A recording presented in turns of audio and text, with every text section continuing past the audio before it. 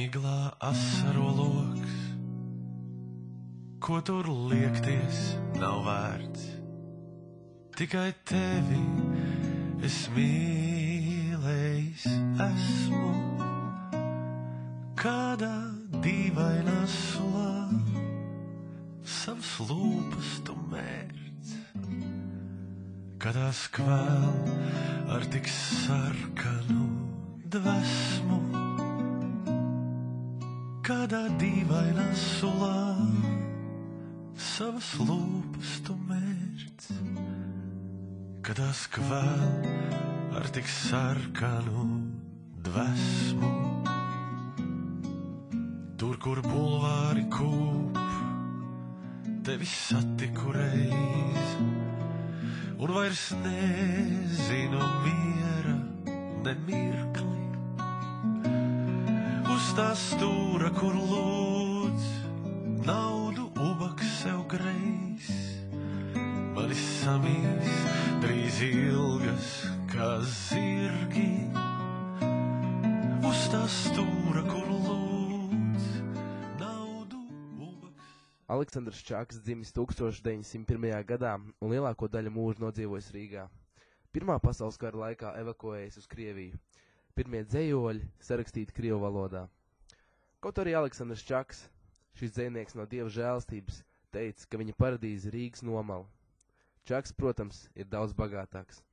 Čaka pasaule ir ļoti reāla, ar pazīstamu ielu nosaukumiem, Rīgas ēkām, groziņiem un kafejnīcām, un reizē gluži fantastiska, kur cita pasaule atstaro blāvi, pretim smaržo nēsošas sienas.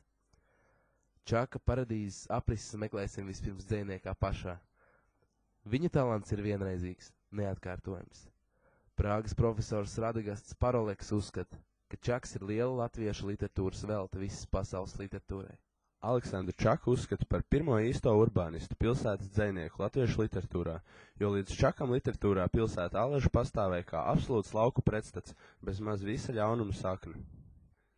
Čaks bija pirmais, kurš atļāvās pilsētu poetizēt, vēl vairāk pilsēta Čakam bija pasaules centrs, būtībā vienīgā iedomājamā esamības forma. Čaka pirmos krājumus lielākoties veido pilsētas dzīves ainiņas, nejauša sastapšanās ar matrozi, kādu sievieti naktī, ar drēbnieku zeli, kas izgājis meitu medībās un tam līdzīgi. Krājums Mana paradīze iznāca 1931. gada decembrī, ar papildu metienu 1932. gadā un 2006. gadā šis krājums tiek izdots vēlreiz. Kritikas atzinīgi novērtēt šis izdevums pavēra Čakam ceļu uz plašākām literatūras apritēm.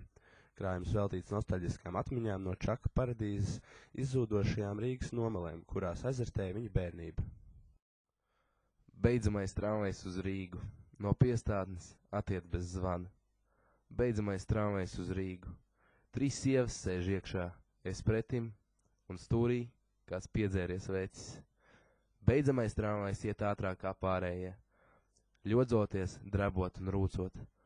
Konduktors ārā uz platformas, līgots no vagona gaitas un snaudiena, nedzird, kā vecis rūc tramvajam līdz, dziesmu par jaunekli sārto, kam karalauks paņēmis kāju un līgava rījīgā iela.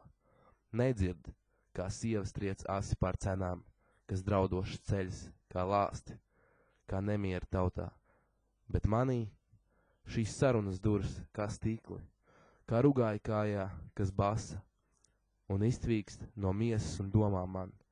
Rožainais reibums, ko guvis es biju, no meitenes lūpām zem ābelēm dārzā. Afišas, afišas, pilsētu dvēseles, krāsainas, kliedzošas kā dāmu zeķis, asiņu sarkanas, melnas un dzeltenas, no katra stūra, man staba un pievārtas, uzbāžas ciešāk kā pusnaktī netiklis. Afišas, afišas, pilsētu sakraments, izrāžu bāru un mītiņu kalendārs, mīlu es, mīlu jūs, kā savā zēnībā, kājbumbu, boksu un saldējumu bafeles. Daudz, kas man dvēselē tūs jūsu raibumu un burtu rindu spēj kontrastiem lūzumiem. Afišas, afišas, jūs manas steidzīgās dvēseles, labākā pavāra grāmata. Uz jaunā pontona tilta, kur sniegs virpo pretim man uzbāzīgs, kā veci likumi, meitas un baznīcas, uz katra stūra ar saviem lielīgi izceltiem deguniem, kur kuģītis šņākā uz Daugavas un blisina, ar savu vainīgo lampu pie skursteņa, kā gājējs ar degošu papīru uz galvu, un viņa dūmi šķiet tumsā, kā apsarmots koks. Uz jaunā pontona tilta es satiku kungu. No viņa pretim man dvēsa, tāds rasnums un omulība, kā no cūkcepeša uz balti apklāta galda. Un manā dvēselē, kuru kā ēnkuru es biju nolaidis savas skaidrības dibenā, izšāvās strūklu.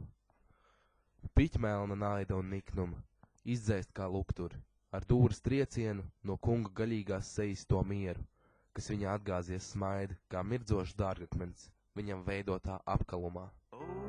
Marijas iela, žīdu naktstauriņu monopoliskā iela, atļauj man apdziedāt tevi. Pantos garos un slaidos, kā žīrafu kāklī, atļauj man apdziedāt tevi. Pantos garos un slaidos, kā žīrafu kāklī. Marijas iela, mūžīgā tirgone, saule vai mēnesis, to pārdod un pērc visu. Marijas iela, mūžīgā tirgone, saule vai mēnesis, to pārdod un pērc visu. Marijas iela, mūžīgā tirgone, saule vai mēnesis, to pārdod un pērc visu. Sākot ar lūžņām, līdz dievišķai cilvēkam iesai. Sākot ar lūžņām. Kad nomalē es tieku, kur no dārziem vējas maršas nes, priecīgs pieri es pie smiltīm lieku un zem rokas ņemu ābeles. Tur no sētas var stundām ilgi skatīties, kā ūdens lēni plūst, mīkstos grāvjos līdz liecot smilgas, kā uz lapām saulē rasa šūst. Tur es suņiem akmeņus un skaidas metu dīķos, lai tiem ir ko riet. Maziem bērniem, kas bez biksēm skraida, dodu naudu, ko pēc kvasta skriet. Tur pie tarkšķiem ieloju es dzirdi, zaļus kāļus ēdu, cik man tīk. Krūtīs puķi iespraužot par sirdi, varu es līdz naktī maurā slīgt. Un kad garām ejot savu purnu, kaza piegrūž manai sejai klāt, tad aiz auss to saņemdams es burnu un kā draugu noskūpstu labprāt. Bet, kad vakars mucu sārta vīna, atsparot to iešļāts debesīs, tad es zinu, skumjas mandolīnas sāks no logiem visur dziedāt drīz. Tad es zinu, rudas mateolas, spaiņiem smaršas visā telpā lies, un starp kokiem tā kā zelta olas, slaikos kātos spuldzes iedegsies. Dzejnieks vienlaikus rāda un rada Rīgu. Tiesa gan šī krājumā vēl Čakām labāk izdodas uzzīmēt pilsētas ārējo, mazāk iekšējo portretu. Lai spilgtāk izteiktu savu mīlestību pret pilsētu, dzejnieks labprātāk izmanto krāšņās metaforas, hiperbolas un negaidītus salīdzinājumus. Šī mana paradīze, kur dzejnieks devis par nosaukumu savai grāmatai, ir nomala, no kurienes nāk dzejas varoņi. Tā ir vieta, kur viņi atgriežas. Būdami romantiķi pēc būtības un jūtības, viņi atgriežas nomalē, meklēdam vismaz uz brīdi klusu salu, glābiņu no nepārtrauktiem konfliktiem. Lai tas būtu vecs grausts, kāds neuzkrītošs Rīgas nomals stūris vai pat papels, kalpo par laikzīmi, kas izraisa nostalģiju pēc aizgājušiem un tālam noteikti ļoti romantiskiem laikiem. Rīga ir ne tikai Čaka darba tēls, bet arī citu latviešu dzejnieku un rakstnieku darbos tas ir iemīļots. Rīga tiek atklāta visdažādākajos veidos un no dažādākajiem aspektiem. Tomēr man liekas, ka Čaks kā pirmais pilsētas dzejnieks latviešu literatūrā Rīgu ir tēlojis vislabāk un visinteresantāk.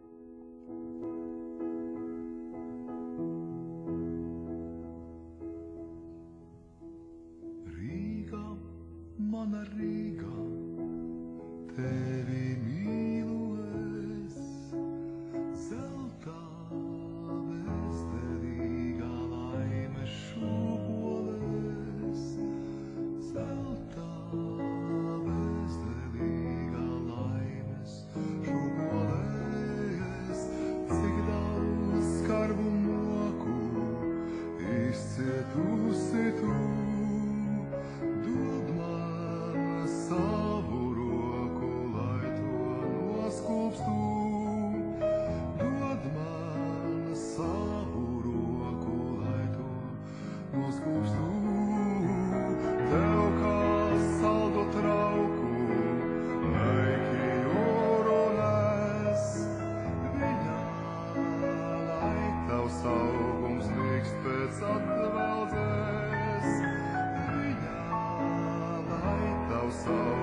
drosmīgs pēc atveldzēs, Rīgam tik uz augšu, kopā celsimies, līdzi tevi salaukšu, viss man labāk īgās, Rīgam tik uz priekšu, veco projām ēt, kad es vari līgākšu to, kas mums ir